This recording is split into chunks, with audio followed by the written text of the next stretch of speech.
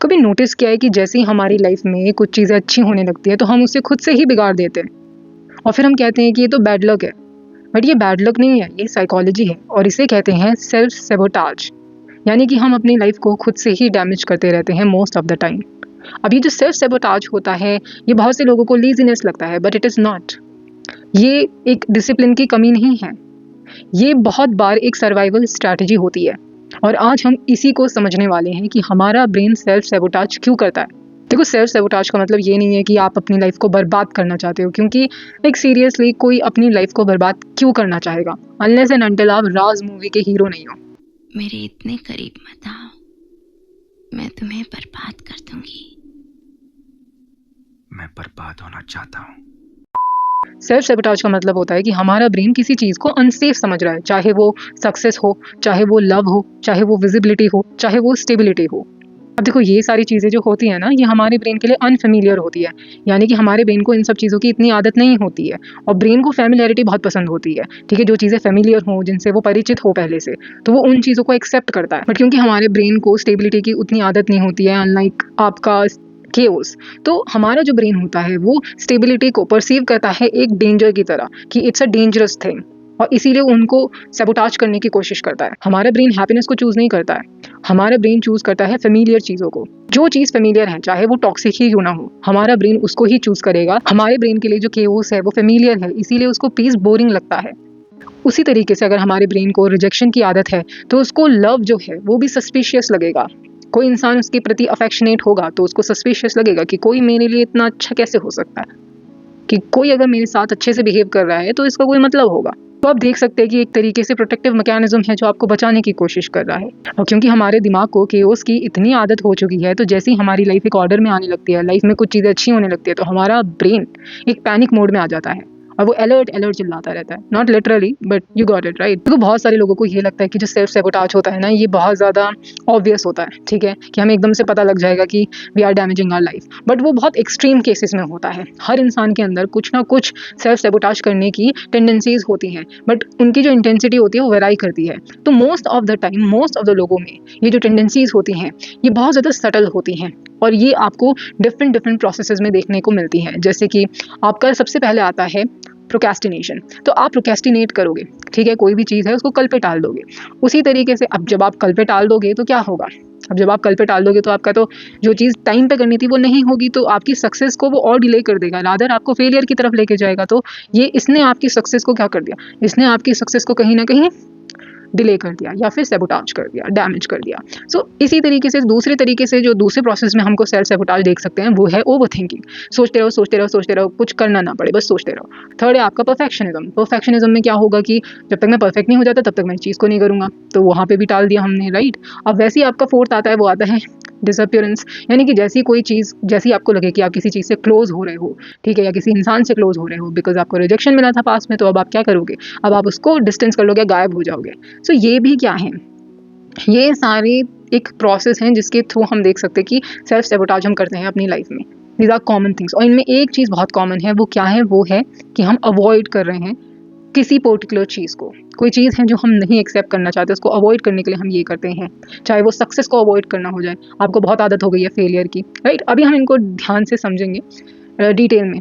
अभी हम देखेंगे जो मेन कोर रीजंस होते हैं जिनकी वजह से हम ये सारे प्रोसेसेस के थ्रू, ठीक है, जो प्रोक्रेस्टिनेशन हो गया या आपका परफेक्शनिज्म हो गया, ओवर थिंकिंग हो गया, तो इन प्रोसेसेस के थ्रू हम जो भी करते हैं अपनी लाइफ में सेल्फ सेबोटाज करते हैं, उसके कुछ कोर रीजंस होते हैं। और सबसे पहला रीजन है फियर ऑफ फेलियर, उससे भी ज़्यादा फियर ऑफ शेम। फेल होने से डर नहीं लगता है, फेल होने के बाद जो लोग हमें जज करेंगे या हम खुद को जो जज करेंगे उससे डर लगता है। इसका एक रियल लाइफ एग्जांपल अगर देखें तो वो है जैसे कि एग्जाम के टाइम पे प्रोक्रेस्टिनेशन करते जाना और पढ़ना नहीं, और बिकॉज क्योंकि कहीं ना कहीं अंदर ये फीलिंग है कि अगर मैं पढ़ूंगा भी तो उतने मार्क्स नहीं आएंगे, और इससे अच्छा मैं ये कह दूं, राइट, कि मैं उतना पढ़ा नहीं, दैट्स व्हाई मेरे उतने नंबर आए नहीं। जैसे most of the time schools में आपने किसी को सुना होगा यही चीज़ बोलते हुए कि अगर मैं इतना पढ़ूँ तो मैं तो टॉपरों को भी बीट कर दूँ, बट मैंने इतना नहीं पढ़ा, सो एंड सो पढ़ा और इतने नंबर आ भी गए मेरे।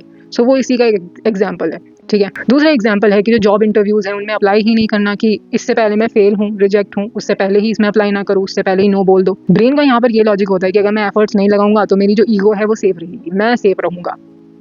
बट ये कहीं ना कहीं लॉन्ग रन में आपकी सक्सेस को ही डिले करेगा, राइट? आपको ही कहीं ना कहीं एक और भी ज़्यादा, जिस चीज़ से आप डर रहे हो ना, जिस चीज़ से डरने की वजह से आप ये सब कर रहे हो, ये उन चीज़ों को सच कर देंगी। आप और भी ज़्यादा फेलियर के पास जाते रहोगे, जाते रहोगे।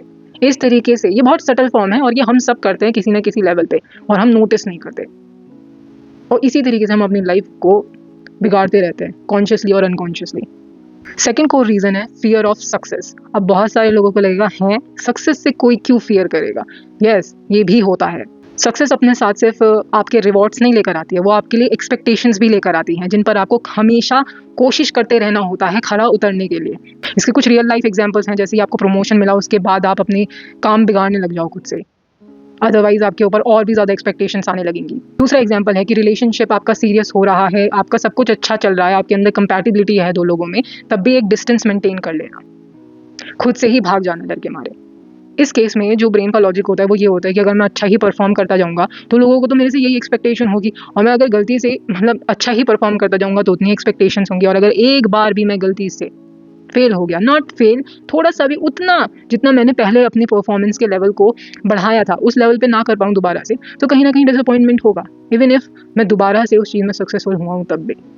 थर्ड रीज़न है लो सेल्फ वर्थ या फिर आइडेंटिटी कन्फ्लिक्ट। हम ज़्यादातर वही चीज़ों को रिजेक्ट करते हैं जो हमारी पहचान, जो हमारी आइडेंटिटी से मैच नहीं होती है। बहुत क्लासिक एग्जांपल है कि जैसे ही आपको किसी ने कॉम्प्लीमेंट कर दिया, आप वैसे ही अपना जोक बना देते हो, आप मजाक कर देते हो कि नहीं नहीं नहीं, मेरे अंदर तो ऐसा नहीं है। आपसे कॉम्प्लीमेंट रिसीव नहीं हो पाते हैं। आपको काफ़ी अच्छा पार्टनर मिल गया है, पर जैसे ही आपको अच्छा पार्टनर मिल गया है, आप फील करते हो कि ये इतना अच्छा मेरे को कैसे मिल सकता है, तो आप कहीं ना कहीं बोर होने लगते हो, आप अपने आप को उस चीज़ से डिस्टेंस करने लगते हो। यहाँ पर जो ब्रेन है उसका ये बिलीफ होता है कि यार इतना अच्छा मैं डिजर्व नहीं करती या करता। फोर्थ रीज़न है familiar pain over unfamiliar peace. जैसे मैंने आपको बताया कि जो ब्रेन है वो हैप्पीनेस को चूज़ नहीं करेगा, उसको वो चीज़ चूज़ करनी है जिसकी उसको आदत है, बेसिकली जिससे वो परिचित है, फेमिलियर है। इसके रियल लाइफ एग्जाम्पल हैं कि जो टॉक्सिक इंसान है उसी के पास वापस बार बार जाना।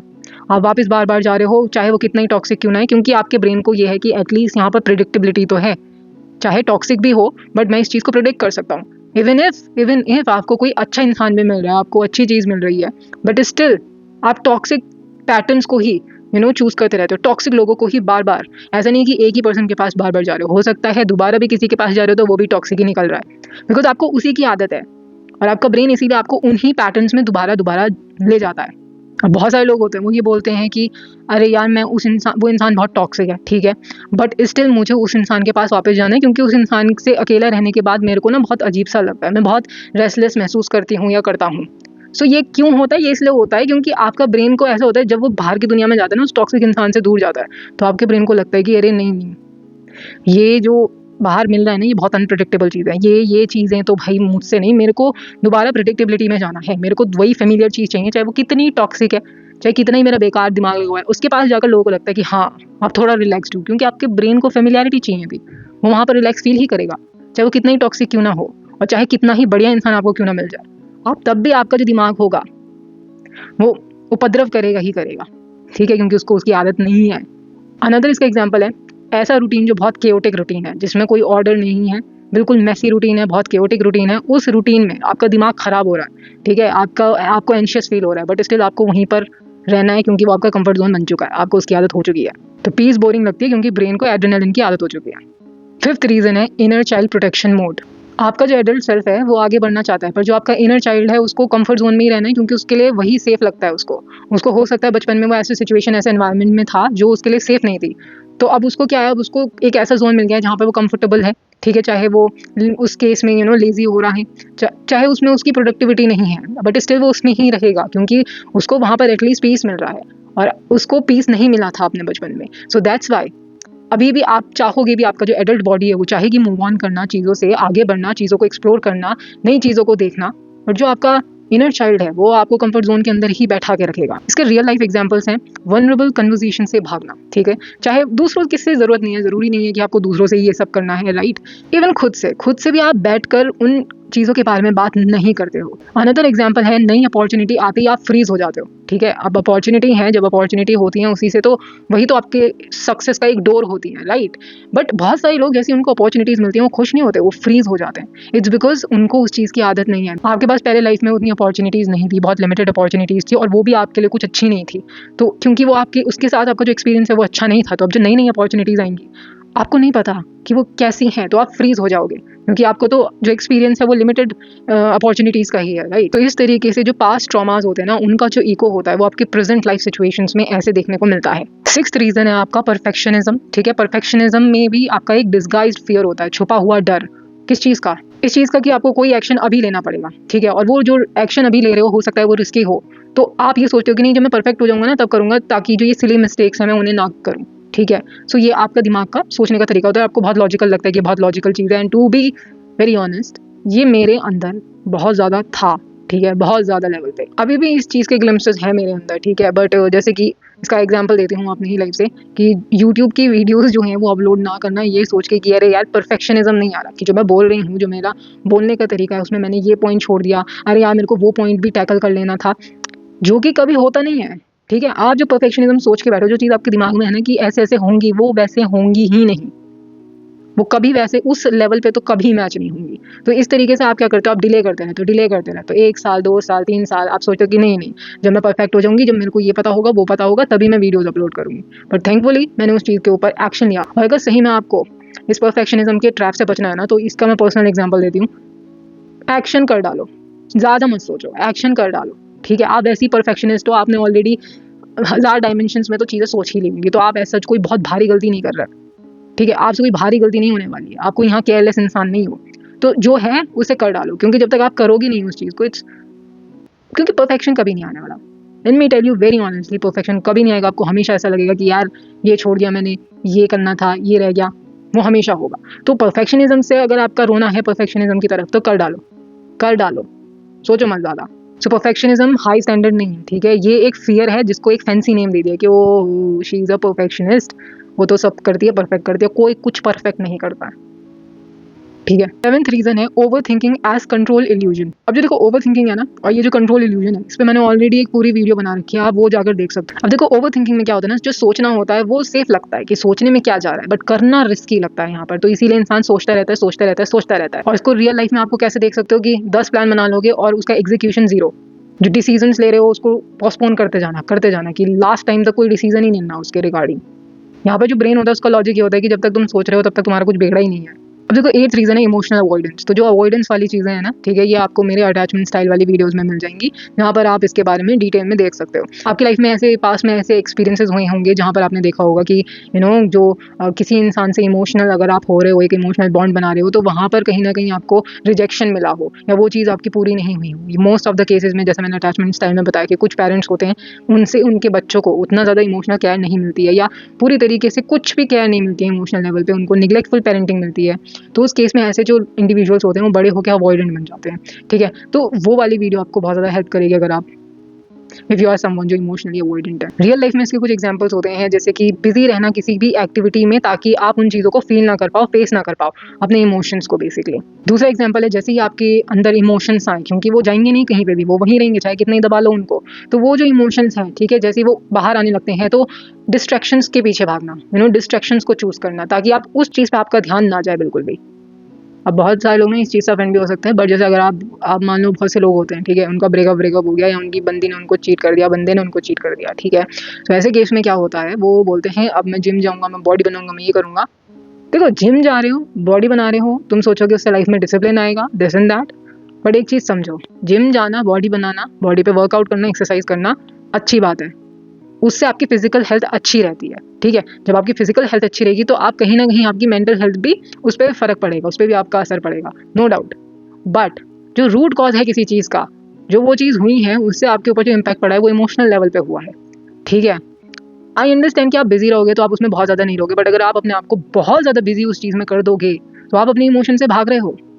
एक चीज़ होती है कि अपने इमोशंस में बैठे रहो, हर टाइम हर चीज़ उसका फील लेते रहो, ठीक है, विक्टिम माइंडसेट में चले जाओ। और दूसरी चीज़ होती है उस चीज़ को एस्केप कर देना, बहुत ज़्यादा बिजी हो जाओ अपनी लाइफ में कि वो इमोशंस देखने ही पड़े। दोनों ही केसेस दो एंड है एक्सट्रीम चीज़ों के, ठीक है। ये भी एक्सट्रीम है, वो भी एक्सट्रीम है। यहाँ पर इस सिचुएशन में ब्रेन का लॉजिक होता है कि भाई अगर मैं चीज़ों को अवॉइड करूंगा तो मेरे को टेम्पररी रिलीफ मिलेगा, टेम्पररी मेरे को अच्छा लगेगा। अनदर रीजन है आउटडेटेड सर्वाइवल स्ट्रेटजीज। जो चीज़ तुम्हें एक टाइम पर बचाती थी वही चीज़ तुम्हें आज रोक रही है। इसके रियल लाइफ एग्जाम्पल्स देखें तो जैसे बचपन में चुप रहना, चुप बैठे रहना सही था, वो आपके लिए सेफ था, क्योंकि अगर आप ज़्यादा बोलते तो सामने से आपको एक रिटेलिएशन मिलता आपके पेरेंट्स के थ्रू।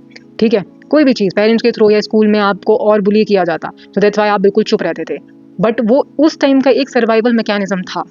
और अब आप बड़े हो गए हो, अब आप उस एनवायरनमेंट में नहीं हो, अब वो फैक्टर्स आपको कंट्रोल नहीं कर रहे हैं, बट स्टिल अब आपके क्योंकि पैटर्न बन गया है तो आप चुप ही रहते हो हर सिचुएशन में।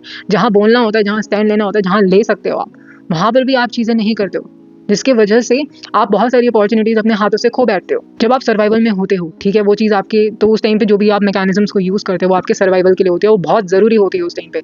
बट आप हर टाइम सर्वाइवल वाली सिचुएशन में नहीं रहते हो, फिर आपकी लाइफ में अलग सिचुएशन आएंगी, आपको अलग तरीके से बिहेव करना पड़ेगा। अगर आप वहाँ पर दोबारा से सर्वाइवल टाइम में जो आपने मैकेनिज्म्स यूज़ किए थे, चीज़ें सीखी थी, उनको यूज़ करोगे ना, तो आपकी जो ग्रोथ होगी वो ब्लॉक हो जाएगी, वो रुक जाएगी ग्रोथ। तो ये जो बिहेवियर है आपका, ये गलत नहीं है, बट ये आउटडेटेड हो चुका है। फ़ोन को जैसे अपडेट करना होता है वैसे उसी तरीके से अब आपको अपने सिस्टम को भी अपडेट करना होगा। अब हम देखते हैं कि हम इस पर काम कैसे कर सकते हैं। ठीक है, तो सबसे पहले तो आपको एक्नॉलेज करना पड़ेगा, आपको देखना पड़ेगा। ठीक है, आपको जज नहीं करना है। पहली बात, जज करने में और देखने में ज़मीन आसमान का अंतर होता है। आपका जो लाइफ है ये कोई कोर्ट रूम नहीं है। ठीक है, तो यहाँ पर आपको जज नहीं बनना है। यहाँ पर आपको ये नहीं करना है कि छी यार मैंने क्या कर दिया, मैंने ये क्यों कर दिया, वो क्यों कर दिया। यहाँ पर आपको ये नहीं करना है कि अरे यार मैं कितना गंदा इंसान हूँ, मैं ऐसी चीज़ें कर रहा हूँ, मैं वैसी चीज़ें कर रहा हूँ। ये जजमेंट नहीं चलनेगा यहाँ पर। ठीक है, आपको डिटेक्टिव बनना है। डिटेक्टिव की तरह चीज़ों को देखो, ऑब्जर्व करो, नोटिस करो। जब भी पैटर्न्स होते हैं उनको देखो, ये पैटर्न्स होंगे। जैसे आप अब आज से स्टार्ट कर दो देखना। ठीक है, हो सकता है स्टार्टिंग में उतना अच्छे से ना कर पाओ, बट धीरे धीरे करके आदत बनती जाएगी। तो सबसे पहले कोशिश करो, जैसे मान लो अभी से स्टार्ट करो, आप ऐसी कोई अपॉर्चुनिटीज़ आती हैं तो आप क्या करते हो? क्या आप परफेक्शनिस्ट बन जाते हो? क्या आप ओवर थिंकिंग करने लगते हो? और उसकी वजह से धीरे धीरे करके नोटिस करो कि क्या असर पड़ रहा है आपकी लाइफ पे ऐसी हरकतें करने से। तो आप खुद से देखने लगोगे उन चीज़ों को। और लेट मी टेल यू, अगर आपने ये चीज़ बहुत अच्छे से कर ली ना, तो आपको बाकी के स्टेप्स की ज़रूरत भी नहीं पड़ेगी, क्योंकि आप खुद से देख लोगे कि वो चीज़ आपके लिए इतनी डैमेजिंग है, वो आपसे खुद ब खुद छूट जाएगी। बट स्टिल बहुत से लोग एकदम से वो चीज़ नहीं कर पाएंगे, आई अंडरस्टैंड। और उसी के लिए हम बाकी स्टेप्स भी देख लेते हैं। दूसरा स्टेप जो आपको करना है वो है ask smarter questions. Instead of asking कि मैं इतना यूजलेस क्यों हूँ, ट्राई आस्किंग योरसेल्फ कि मेरा ब्रेन मुझे किस चीज़ से प्रोटेक्ट करने की कोशिश कर रहा है। अब आपको मैंने पूरा बता दिया कि हम क्यों करते हैं, हमारा ब्रेन इन सब चीज़ों को क्यों करता है। तो नाउ आस्क योरसेल्फ, किन चीज़ों से प्रोटेक्ट करने के लिए मेरा ब्रेन ये चीज़ कर रहा है। अब क्या होगा, जैसे आपने टोन चेंज कर दिया, आपका पूरा आंसर ही चेंज हो जाएगा। आप पहले बोल रहे हो कि मैं यूजलेस हूँ, क्यों हूँ, मैं क्यों हूँ इतना यूजलेस, क्यों, कुछ नहीं होगा उससे। क्यों? क्योंकि वो सिम्टम है, वो एक इफेक्ट है। आप इफेक्ट के थ्रू, सिम्टम्स के थ्रू आप बता सकते हो कि बीमारी कौन सी है, कि आप बीमार हो, फिर बीमारी कौन सी है वो सिम्टम से पता लगेगी। ठीक है, बट उसको ट्रीट कैसे करना है किसी बीमारी को, वो सिम्टम से नहीं पता लगेगा। वो पता लगेगा कि उस सिम्टम्स के रूट कॉज क्या हैं। और रूट कॉज है कि कुछ ना कुछ आपके पास में ऐसे एक्सपीरियंसेस हुए हैं जिनके वजह से आप इस तरीके से बिहेव कर रहे हो। आपको बस उन्हीं पास एक्सपीरियंसेस के पास जाना है। अब बहुत सारे लोग बोलेंगे कि अरे यार ये तो बहुत पास में हुआ होगा, तो इतना हमारे को कैसे याद रहेगा, हमें कैसे पता रहेगा। पता रहेगा, क्योंकि जब दिमाग कोई भी चीज़ एक बार पकड़ के उसको बार बार आपकी लाइफ में रिपीट कर रहा है ना, सेल्फ सैबोटाज कर रहा है, तो वो जो पैटर्न्स हैं वो उसके दिमाग में है, तभी वो यहाँ पर ला पाया है। तो आपको बस ऑब्जर्व करना है, देखना है उन चीज़ों को, उन पैटर्न्स को, और सही क्वेश्चन पूछने हैं अपने आप से। गलत क्वेश्चन पूछोगे, सिम्टम पे अटके रहोगे, तो उसका आपको कोई भी इलाज नहीं मिलने वाला है। आप थोड़ी देर के लिए अपने आप को टेम्पररी रिलीफ दे सकते हो, बट आप जड़ तक उस चीज़ को क्लियर नहीं कर सकते। थर्ड स्टेप है आपको अपने ब्रेन को मिनी टास्क देने हैं, छोटे छोटे टास्क देने हैं। ठीक है, अब बहुत सारे लोग बोलेंगे अरे यार ये टास्क बस क्या देना है, क्यों करना है, इतना काम मैं नहीं कर सकता। तो मैं आपको बता दूं, आप काम वैसे भी कर रहे हो, आप अपने आप को डैमेज करने का काम कंटिन्यूसली कर रहे हो, चाहे आप करना भी नहीं चाहो, क्योंकि कोई क्यों ही चाहेगा अपने आप को बर्बाद करना, पर आप कर रहे हो उस चीज़ को कॉन्शियसली और अनकॉन्शियसली, राइट। तो जब आपको कोई काम करना ही है, आप काम से तो नहीं बच सकते, आप अपने कर्म करने से नहीं बच सकते। कर्म करना पड़ेगा आपको, वो आपको चूज़ करना है। चुनाव आपका है कि आपको क्या कर्म करना है, अपने आप को सफरिंग में डालने का या अपने आप को सफरिंग से बाहर निकालने का। That's it. तो आपको अपने ब्रेन को मिनी टास्क देने हैं। आपको ये नहीं कहना है कि आज मैंने ये वीडियो देख ली, ये वीडियो इतनी बढ़िया थी, इसमें इतनी इन्फॉर्मेशन थी, मैं इसको आज ही अपनी लाइफ में अप्लाई करके आज ही अपनी लाइफ चेंज कर दूंगा। ऐसा नहीं हो सकता, कभी नहीं हो सकता। आपको ये देखना है कि मैं 5 मिनट इस चीज़ को ट्राई करूँगा। वाई? बिकॉज देखो, वो जो चीज़ है ना, वो जो पैटर्न्स है वो एक दिन में नहीं बने हैं, तो वो एक दिन में कैसे चले जाएंगे? नहीं जा सकते वो एक दिन में। इसीलिए आपको थोड़ा थोड़ा करके रोज़ काम करना है उस पर। 5 मिनट दे सकते हो आप अपने दिन में, जिसमें आप जर्नलिंग कर सकते हो। आप जर्नल करो कि मेरे को लगता है कि ये चीज़ है जहाँ पर मैं अपने आप को सैबोटाज करता हूँ, और मुझे लग रहा है ये इस वजह से आ रहा है, इस चीज़ से प्रोटेक्ट करने के लिए मैं अपने आप को सैबोटाज कर रहा हूँ। ये सब चीज़ें जब आप लिखोगे तो जो आपके खोपड़े के अंदर, ठीक है, सबकॉन्शियस लेवल पे वो चीज़ें घुसी हुई हैं, वो कॉन्शियस लेवल पे बाहर पन्ने पे आ जाएंगी, उस पेज पे आ जाएंगी। उससे आप और ज़्यादा आपको क्लैरिटी मिलेगी। अनदर स्टेप है जो कि बहुत मोस्ट इंपॉर्टेंट स्टेप है कि अपने आप को अटैक करना बंद कर दो। सेल्फ सैबोटाज को कुछ गलत दृष्टि से मत देखो। सेल्फ सैबोटाज जो है वो एक रीज़न के वजह से था तुम्हारे अंदर, तो वो चीज़ की उतनी रिस्पेक्ट करो कि ये एक टाइम पर था एंड वो मेरे लिए ही था, वो एक सर्वाइवल मैकेनिज्म था, ठीक है। बट अब मुझे उस चीज़ की ज़रूरत नहीं है। ये आपको नोटिस करना है, ये आपको ऑब्जर्व करना है अपनी लाइफ में धीरे धीरे करके, ठीक है।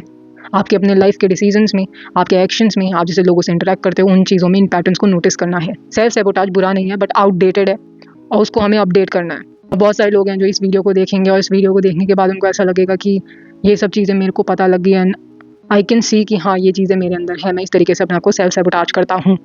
और ये वीडियो देखने के बाद उनको थोड़ा बुरा भी लग सकता है कि यार इससे अच्छा तो मैं ये वीडियो देखता ही नहीं।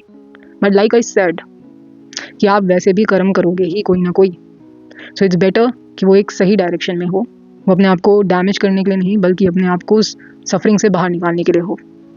और एक दिन में नहीं करना, ये कोई पहाड़ नहीं तोड़ना है। बस 5 मिनट आपको जर्नलिंग करनी है, थोड़ी थोड़ी अपने लाइफ में लोगों के साथ थोड़ा थोड़ा करके इसको ऑब्जर्व करना है। That's it. आपसे यहाँ पर कुछ बहुत बड़ी चीज़ नहीं मांगी जा रही है। And when you will do it और आपको चेंजेस देखेंगे, तब आपको पता लगेगा कि कितना इम्पोर्टेंस होता है आत्मावलोकन का, सेल्फ एनालिसिस का। एंड रिमेंबर दैट ये चीज़ बहुत नॉर्मल है, हर इंसान में होती है, बस जो इसका इंटेंसिटी होती है वो बहुत ज़्यादा या बहुत कम होती है, ठीक है। If you will not work on it right now, तो मे बी ज़्यादा चांसेस हैं कि ये बहुत ज़्यादा एक्सट्रीम लेवल पे पहुंच जाए और फिर शायद आप खुद से उस पर काम ना कर पाओ, आपको एक एक्सपर्ट की ज़रूरत लगे उस चीज़ को सही करने के लिए। So that's why it is another reason that you should work on it and it's a normal thing, हर इंसान में होती है। कुछ ये मत समझो कि आपके अंदर कुछ गलत हो गया, नहीं, ये चीज़ आपको फ्री में मिलती है। जब आप ह्यूमन बीइंग बन के पैदा होते हो तो ये सब चीज़ें भी नॉर्मल हैं, ये सब चीज़ें आएंगी आपके साथ। बहुत सारे लोग मेंटल हेल्थ को एक टैबू की तरह ट्रीट करते हैं, but it is not a taboo. जब आप अपने ब्रेन को धीरे धीरे समझाने लगते हो, चीज़ें दिखाने लगते हो, तो वो भी थोड़ा थोड़ा करके रिलैक्स होता रहता है। उतनी इंटेंसिटी नहीं होगी। I am telling you from my personal experience. You don't have to do anything forcefully, you do not need to go on a war, ठीक है, nothing like that. You need pure awareness, that's it, that's it. I hope आपको ये video पसंद आई हो, ठीक है। And इस video को एंड करने से पहले मैं आपको ये बोलना चाहती हूँ कि अगर आपके कोई भी क्वेश्चंस हैं, आप मुझे कमेंट सेक्शन में बता देना कि हाँ ये क्वेश्चंस हैं, ये टॉपिक्स हैं जिन पे हम एक वीडियो चाहते हैं। मैं आपके लिए लेके आऊँगी वो वीडियो, अगर मैंने उस पर ऑलरेडी वीडियो नहीं बनाई होगी तो, ठीक है। So I hope you like this video को लाइक कर देना, चैनल को सब्सक्राइब कर देना। मिलते हैं आपसे नेक्स्ट वीडियो में, तब तक के लिए टेक केयर, बाय बाय।